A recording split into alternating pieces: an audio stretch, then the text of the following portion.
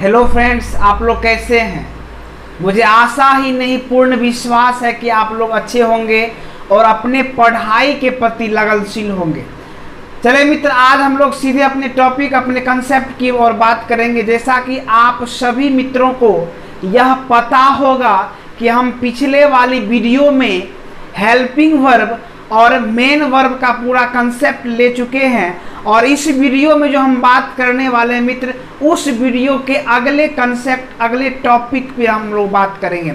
चलो मित्र, हम लोग अपने टॉपिक की ओर चलते हैं, अगले कंसेप्ट की ओर चलते हैं। अगले कंसेप्ट आप सबों के सामने मैंने प्रस्तुत कर दिया है, ठीक है मित्र। चले देखते हैं। जैसा कि आप सभी मित्रों को हम बताए थे कि V1 को क्या बोलते हैं, V1 V5।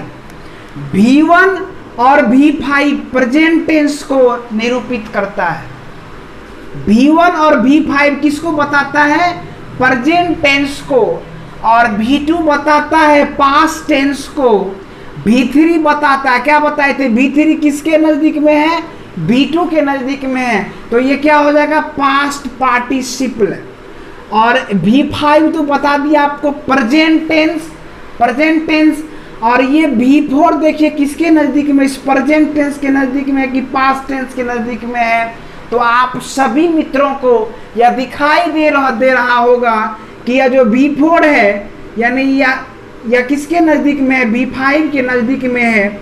और V5 जो है क्या है, प्रेजेंट टेंस है, इसीलिए V4 को हम लोग बोलते हैं प्रेजेंट पार्टिसिपल।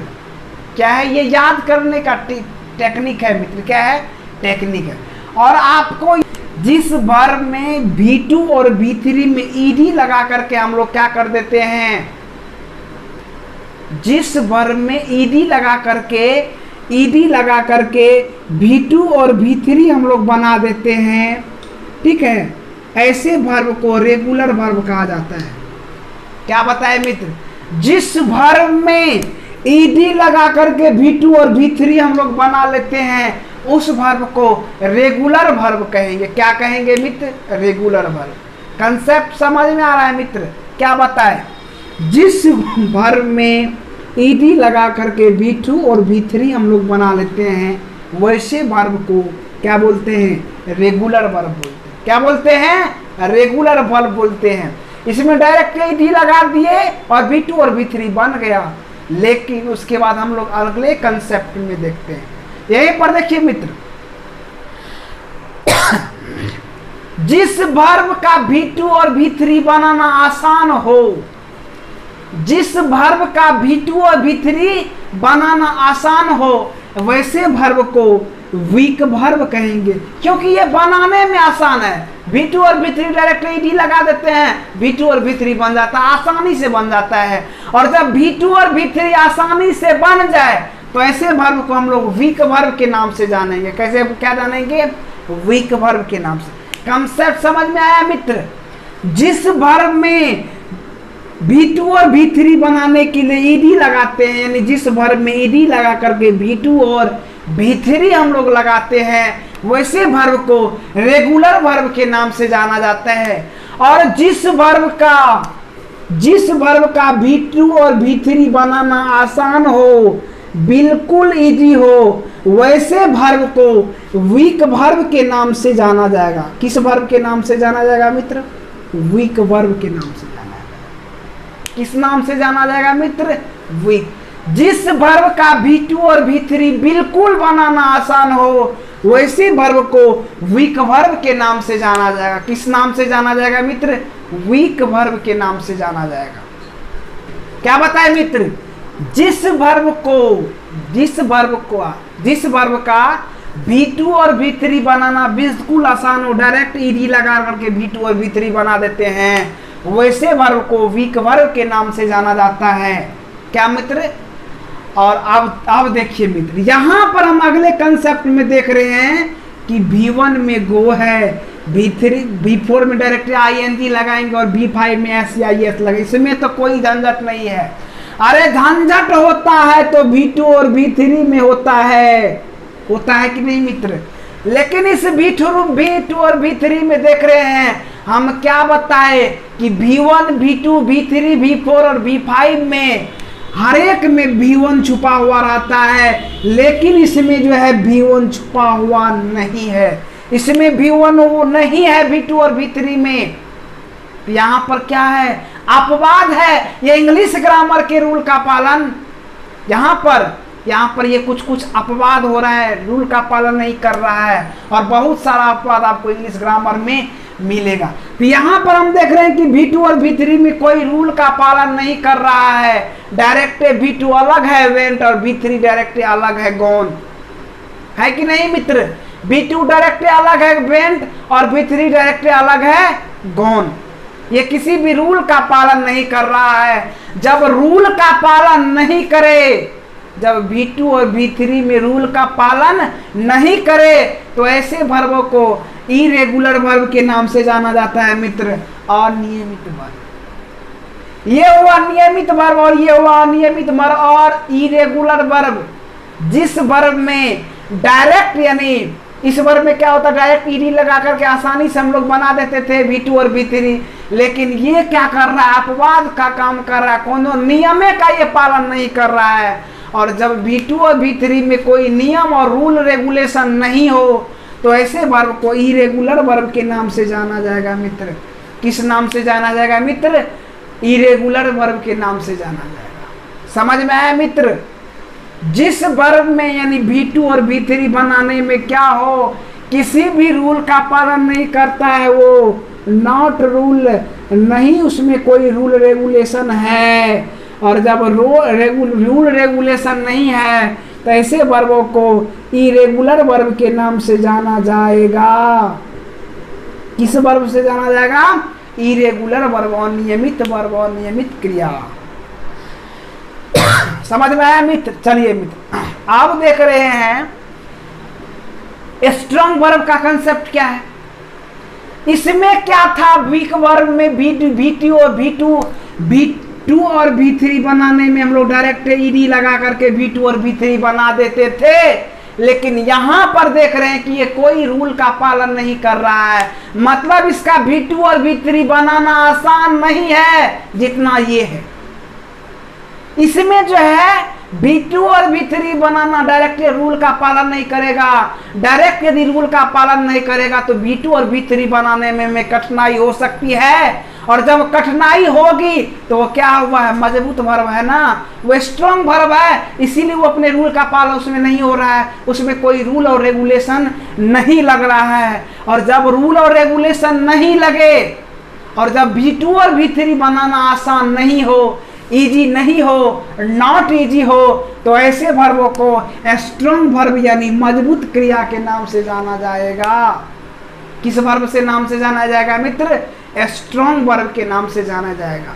यहाँ पर V2 और V3 क्या है, बनाना आसान नहीं है, क्योंकि यहाँ पर रूल और रेगुलेशन का पालन नहीं हो रहा है। और जब रूल और रेगुलेशन का पालन नहीं हो, जब रूल और रेगुलेशन का पालन नहीं हो और V2 और V3 बनाना आसान नहीं हो, डायरेक्ट हम V1 से V2 और V3 आसानी से नहीं बना सकते हैं, तो ऐसे वर्ब को स्ट्रॉन्ग वर्ब के नाम से जाना जाएगा। और जिस वर्ब का V2 और V3 रूल और रेगुलेशन के हिसाब से चलता है, वैसे वर्ब को वीक वर्ब के नाम से जाना जाएगा। और जिसमें बनाना आसान नहीं हो, उसे स्ट्रॉन्ग वर्ब के नाम से जाना जाएगा। और जो रूल और रेगुलेशन के हिसाब से चलता है, ठीक है, वो रेगुलर वर्ब होगा। जो रूल और रेगुलेशन के हिसाब से नहीं चलता है, उसमें कोई नियम और शर्त नहीं है, जिसमें नियम और शर्त नहीं हो, उसे और इरेगुलर वर्ब के नाम से जाना जाएगा। और जिस वर्ब में नियम और शर्त हो, V2 और V3 बनाने में नियम और शर्त हो, तो वो रेगुलर वर्ब होगा।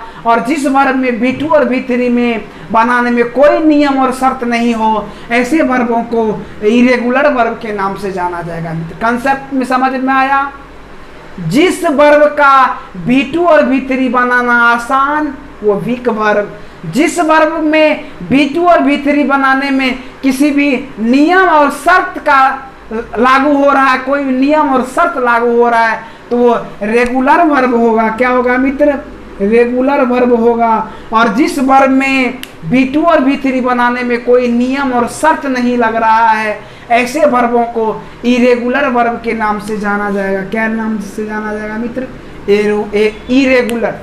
यहाँ तक यदि आप सभी मित्रों को कंसेप्ट समझ में आ गया है तो यहाँ तक आप लोग स्क्रीनशॉट लीजिए, उसके बाद हम लोग चलेंगे अगले कंसेप्ट की ओर।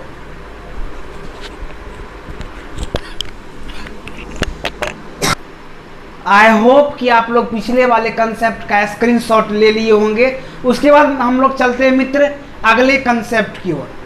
चले मित्र देखिए, वर्ब जो होता है यानी मेन वर्ब, क्या बताए थे? मेन वर्ब की संख्या क्या होती है मित्र? असीमित होती है। हम लोग जो मित्र V1, V2, V3, V4, V5 ये सब जो बनाते हैं, तो V4, V5 बनाने में तो कोई दिक्कत नहीं होता, क्योंकि V4 में क्या करते हैं ING जोड़ देते हैं और V5 में S या ES जोड़ा जाता है, तो उसमें कोई दिक्कत नहीं होता। दिक्कतें होती हैं V2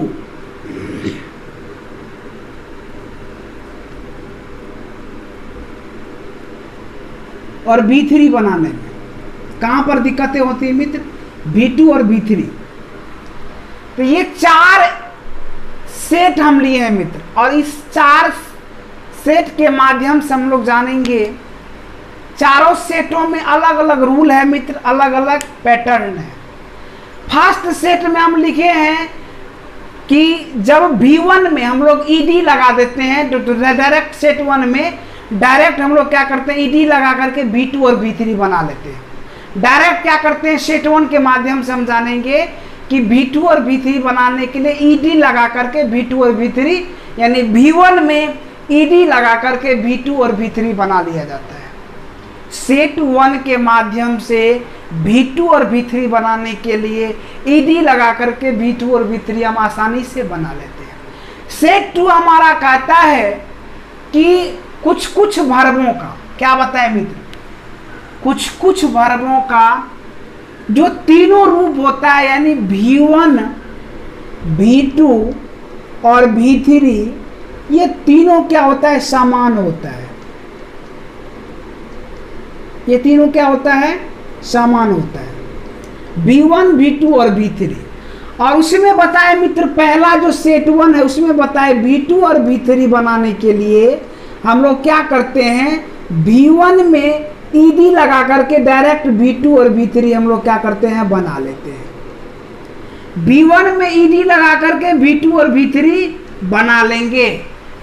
फर्स्ट रूल क्या है सेट 1 का? कि V1 में ED लगा करके V2 और V3 हम लोग बना लेंगे। और उसी का एग्जाम्पल यहाँ पर है कि डांस में ED लगा करके क्या कर दिए? डांस बना दिए।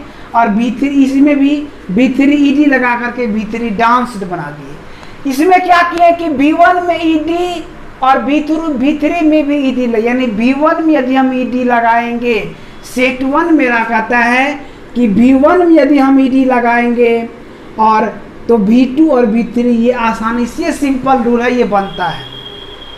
और सेट 2 हमारा कहता है कि कुछ वर्ब ऐसे हैं, कुछ वर्ब का ऐसा ग्रुप है जो V1, V2 और V3 तीनों एक ही समान होता है। तीनों क्या होता है? एक ही समान होता है। जैसे कट, कट और कट, सेट 2 का एग्जाम्पल है मित्र। पुट, पुट, पुट, ठीक है, पुट, पुट, सट, सट, सट, ये सब क्या है? सेट 2 का एग्जाम्पल है। और मित्र हमारा ये कहता है कि सेट 3 क्या कह रहा है? सेट 3 कह रहा है कि V2 और V3 ये दोनों एक समान होगा। क्या होगा? दोनों एक समान। यानी कुछ कुछ वर्बों का जो ऐसा समूह है, ऐसा ग्रुप है, जिसमें कि V2 और V3, यानी V1 से यदि वो V2 और V3 बनता है तो वो किसी रूल का पालन नहीं करेगा, लेकिन V2 और V3 क्या होगा? समान होगा। क्या होगा? समान होगा, सेम होगा। क्या होगा मित्र? सेम होगा।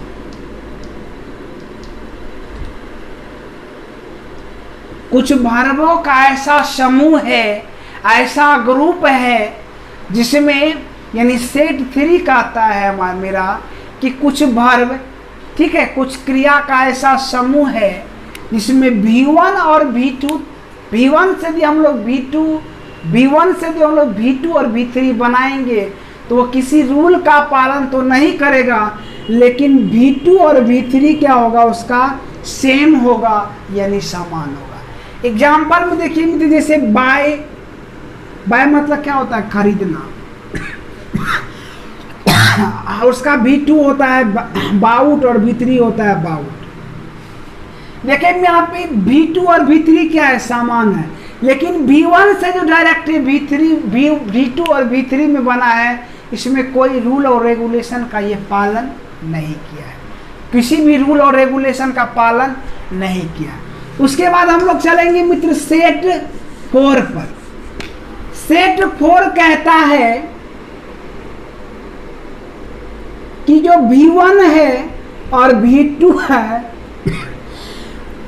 या किसी भी रूल और रेगुलेशन का पालन नहीं करेगा और ये तीनों असमान होगा। तीनों क्या होगा, यानी कुछ वर्बों का ऐसा समूह है जो किसी दूसरे भाषा से, दूसरे लैंग्वेज से लिया गया है, और जब ही दूसरा लैंग्वेज आता है तो वो अपना रूल और रेगुलेशन खुद लाता है ताकि उसका पहचान रहे। वो जिस समूह में, जिस भाषा इंग्लिश में जैसे आ रहा है तो इंग्लिश के वो नियम का पालन नहीं करता है। जब इंग्लिश के वो नियम का पालन करेगा तो उसका पहचान समाप्त हो जाएगा। उसका क्या हो जाएगा मित्र, पहचान समाप्त हो जाएगा। जैसे इंग्लिश में कुछ ग्रीक वर्ड, ग्रीक भाषा से या लैटिन भाषा से यदि कुछ वर्ब यानी कुछ वर्ड सब लाए गए हैं, और यदि ये सब वर्ड आता है तो अपना रूल और रेगुलेशन खुद लाता है। क्या लाता है, खुद लाता है। और ये अपना खुद रूल और रेगुलेशन इसीलिए लाता है ताकि इस भाषा का क्या है, रहे, अपना पहचान रहे। ठीक है, इसका भी कुछ अपना क्या रहे, आइडेंटिटी रहे। इसीलिए अपने आइडेंटिटी को बचाने के लिए क्या करता है, अपना रूल और रेगुलेशन साथ में लाता है। क्या लाता है मित्र, अपना रूल और रेगुलेशन ये साथ में। तो इंग्लिश ग्रामर में वर्ब का कुछ ऐसा समूह है, कुछ ऐसा समूह है, ऐसा ग्रुप है जिसका V1, V2 और V3 क्या होता है, तीनों असमान होता है, तीनों बराबर। जैसे गिव का क्या होगा, गैव और गिवेन। इसमें नहीं V2 और V1, नहीं V1, V2, V3 में कोई भी समान नहीं है, क्योंकि ये किसी न किसी दूसरे भाषा से भी कोई वर्ड, कोई वर्ब को इंग्लिश ग्रामर में शामिल किया जाता है। तो जब भी किसी दूसरे भाषा का आएगा तो अपना कुछ ना कुछ पहचान लाएगा, अपना आइडेंटिटी लाएगा, और अपने आइडेंटिटी को बनाए रखने के लिए क्या करता है, वो इंग्लिश ग्रामर के रूल और रेगुलेशन का पालन नहीं करता है। मित्र समझ गए कि कुछ वर्बों का ऐसा समूह है, ऐसा ग्रुप है जिसका V1, V2 और V3 क्या होता है, तीनों असमान होता है। तीनों क्या होता है मित्र, असमान होता है। उसके बाद हम लोग चलेंगे मित्र हेल्पिंग वर्ब के संख्या, नंबर्स ऑफ हेल्पिंग वर्ब। आप सभी मित्रों को हम ये बताए हैं कि मेन वर्ब की जो संख्या होती है वो अनलिमिटेड होती है, असीमित होती है, लेकिन जो हेल्पिंग वर्ब होता है वो सीमित होता है और उसकी संख्या होती है 24 यानी 24।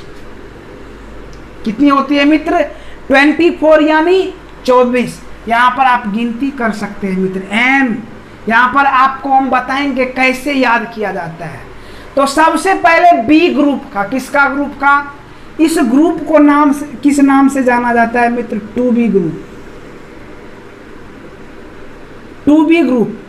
2B ग्रुप में आता है 5, am, is, are, was, were. 5 हो गया, याद करते चलिए मित्र। 2B ग्रुप में आएगा is, am, are, was, were. कितना आएगा, इज, एम, वा, देखिए मित्र, is, am, are, was, were, 5 हो गया। 2B ग्रुप में is, am, are, was, were. उसके बाद आता है मित्र टू डू ग्रुप, यानी डू ग्रुप। इसमें 3 do, does, did. Do group में डू, डज, डिड। उसके बाद आता है मित्र टू हैव ग्रुप। इसको बोलेंगे टू हैव ग्रुप। और टू हैव ग्रुप में आता है have, has, had, have, had, had. उसके बाद आ रहा है मित्र मॉडल वर्ब की संख्या। ये आता है, ये सब जितना है यहां से लेकर के ये सब क्या है? मॉडल वर्ब है। ये सब क्या है? Modal verb.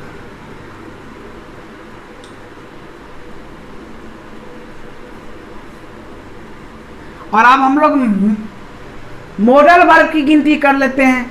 शैल, विल, देखिए मित्र एक ही साथ बोलना है। Shall, will, should, would, can, could, may, might. May might हो गया। उसके बाद हम लोग may might, must, dare, need और यूज टू, आउट टू।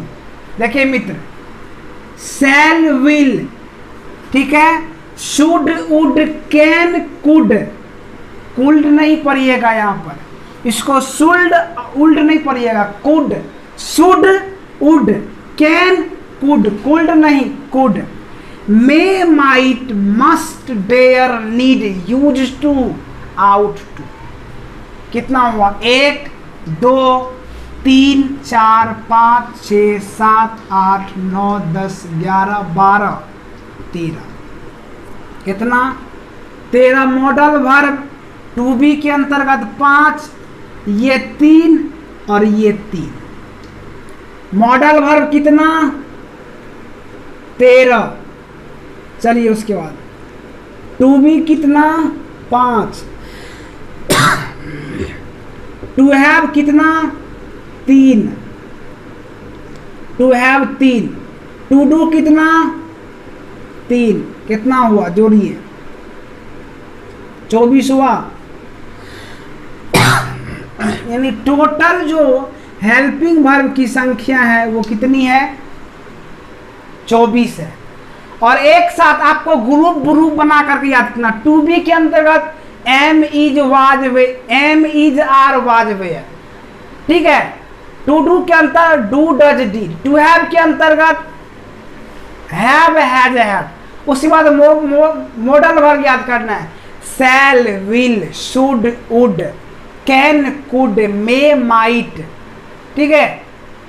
उसके बाद क्या आता है? मस्ट, डेयर, नीड, इसको एक साथ, मस्ट, डेयर, नीड को एक साथ, और यूज टू, आउट टू को एक साथ, यूज टू, आउट टू को एक साथ। तब आसानी से आपको याद करने में आसान होगा, आसानी से आप याद कर सकते हैं। तो यहां पर क्या बताए मित्र? यहां पर क्या बताए मित्र कि मॉडल वर्ब कितना हुआ गिनती करके? 13, ठीक है। टू बी वर्ब कितना हुआ? 5। To have verb 3। To do verb 3 और टोटल मिला करके 24। देखिए मित्र 5 3 6 5 11, ठीक है, और 11 3 14 यानी हासिल कितना बचा? 1 1 1 2 कितना हुआ? 24 हो गया।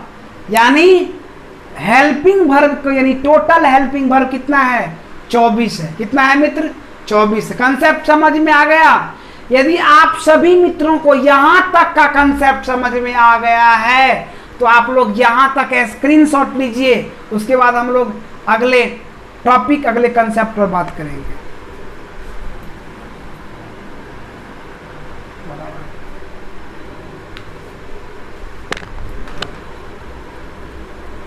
आई होप कि आप लोग पिछले वाले कंसेप्ट का स्क्रीनशॉट ले लिए होंगे। हम अपनी बातों को यहीं पर एंड करेंगे मित्र, लेकिन उससे पहले आप सभी मित्रों को हम यह बता देते हैं कि यदि हमारी वीडियो, हमारा यह मेहनत आप सभी मित्रों को, आप सभी फ्रेंड्स को, ठीक है, अच्छा लगता है तो वीडियो को लाइक कीजिए, कमेंट कीजिए और अपने मित्रों के साथ शेयर कीजिए, ग्रुपों में शेयर कीजिए। टेलीग्राम ग्रुप, व्हाट्सएप ग्रुप, जो भी सोशल मीडिया का ग्रुप है मित्र, वहां पर इसे शेयर करने का आप लोग कृपा कीजिएगा, ठीक है। और इस चैनल के माध्यम से ताकि अधिक से अधिक बच्चे, अधिक से अधिक स्टूडेंट्स जुड़े। और इस चैनल पर आप सभी मित्रों को पता होगा कि यहाँ पर स्टेट बोर्ड का क्या होता है, प्रिपरेशन कराया जाता है। और ग्रामर यानी यहाँ पर ग्रामर तो मित्र सभी क्लास के लिए अनिवार्य होता है, चाहे वो क्या हो, 5 क्लास का बच्चा हो, 6 क्लास का बच्चा हो या कॉम्पिटिटिव एग्जाम का बच्चा हो। तो कॉम्पिटिटिव एग्जाम की तैयारी करने वाले मित्र भी यहाँ पर आप लोग बेसिक कंसेप्ट के रूप में इस क्लास को आप लोग ज्वाइन कर सकते हैं। तो आप सभी मित्रों इस चैनल के लिंक को ज़्यादा से ज़्यादा इस वीडियो को क्या करें, शेयर करें, ताकि हर अधिक बच्चा क्या हो इस चैनल के माध्यम से जुड़े और इस इंग्लिश ग्रामर का वो भी लाभ उठा सके, वो भी अपने अंदर क्या करें, ज्ञान में, अपने नॉलेज में इम्प्रूवमेंट कर सके। ठीक है मित्र, यहीं पर हम अपनी बातों को अपनी इंड करेंगे, अपनी बात, अपनी वार्तालाप, अपनी कन्वर्सेशन को यहीं पर हम इंड करते हैं। थैंक यू, धन्यवाद, जय हिंद, जय भारत।